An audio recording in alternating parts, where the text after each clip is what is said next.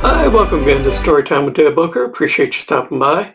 Today we're going to continue on with the next chapter in Gods and More Gods, and that's next chapter is Gladys'S Glory. So we'll start right off. Let's get comfortable here. Are you comfortable? Well, good.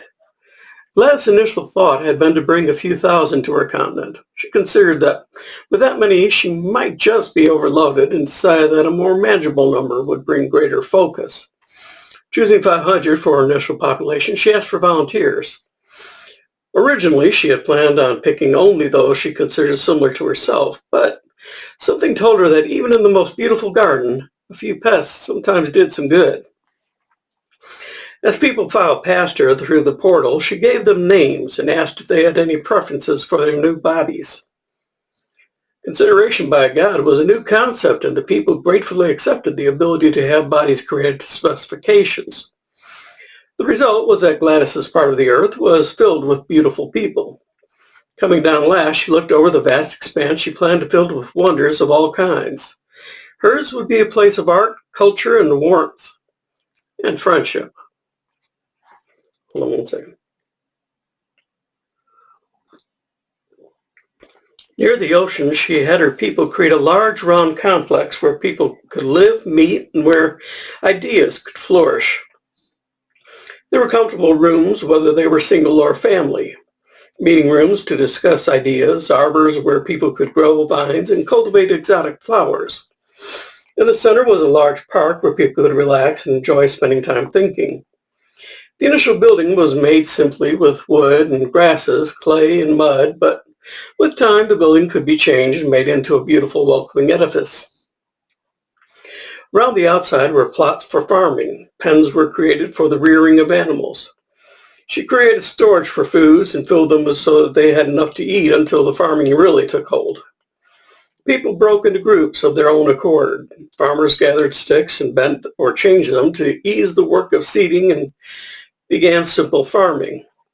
Until such time as they had better tools, sticks and stones were all they had to work with. For the farmers, the hard work seemed to make the end results more important.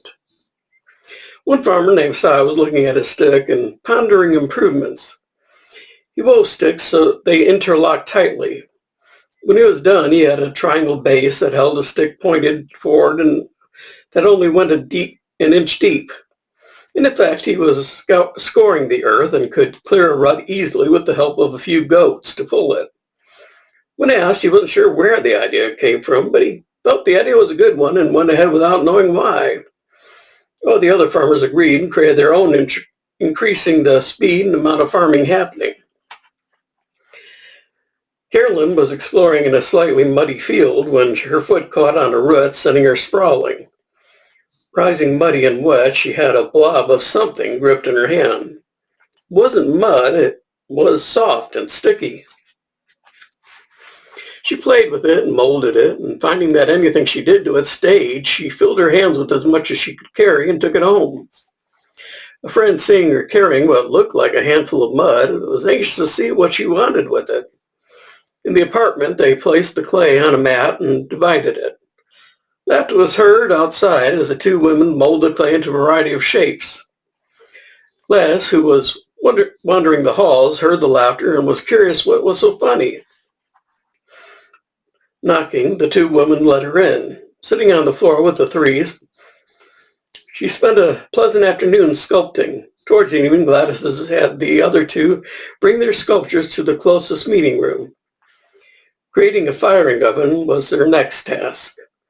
After teaching the women to use it, they had baked all their creations overnight.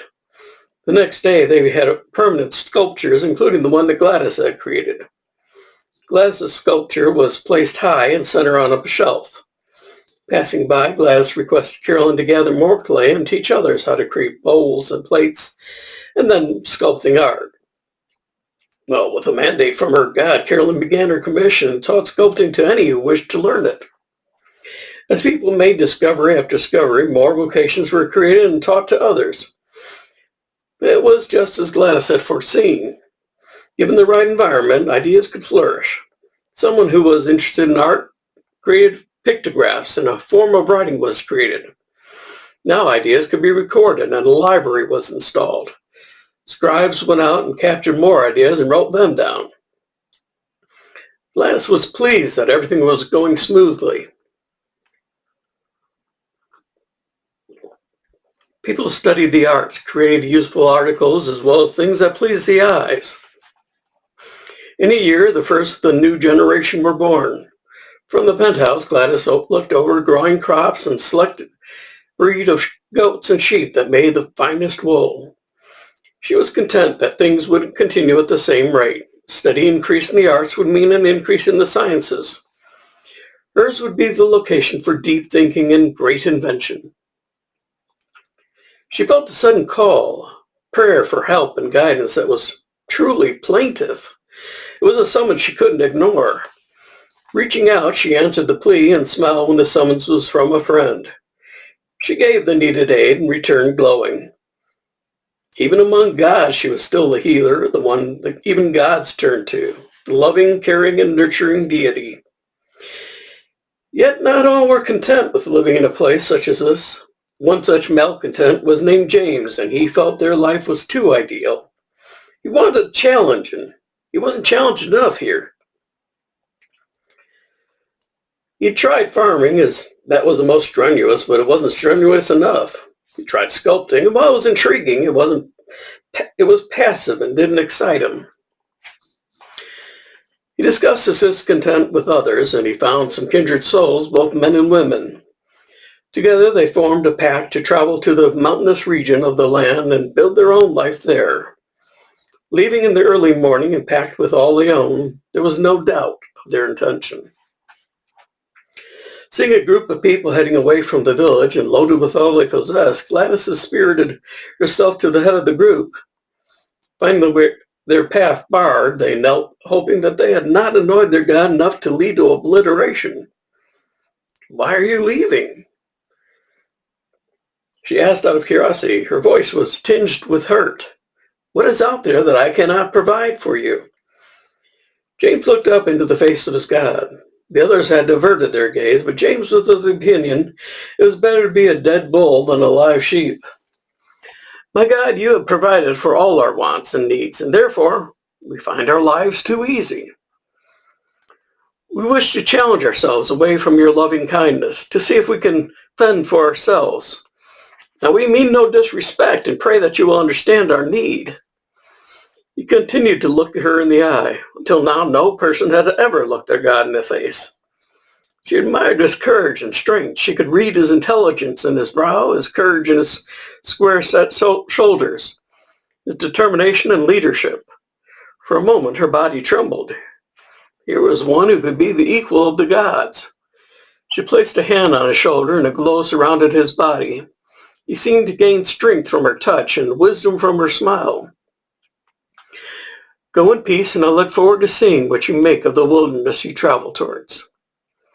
The small group bowed down in thanks. When they rose, she had vanished. They made their way to their new home with firm steps, having received her blessing. John could still feel the warmth of her touch on his shoulder. He also carried the mark of her touch emblazoned on his skin. He paused as they approached the foot of the mountains. They stopped beside the waterfall and brought out tools to build camp. In the distance, they could still see the massive building created by their god. Someday they too would have a city of their own, built to her glory, but built by their own hands. All right, that's it for Gladys'S glory. Next person we're going to see is Peter. Peter, the guy who's always rushing around. So that should be a pretty quick chapter, pretty interesting. All right, so that's it for today. I appreciate you stopping by. Bye. Hope you're enjoying these. I do see some return people, so I'm really happy to see that. If you're liking these, leave a comment. I'd appreciate it.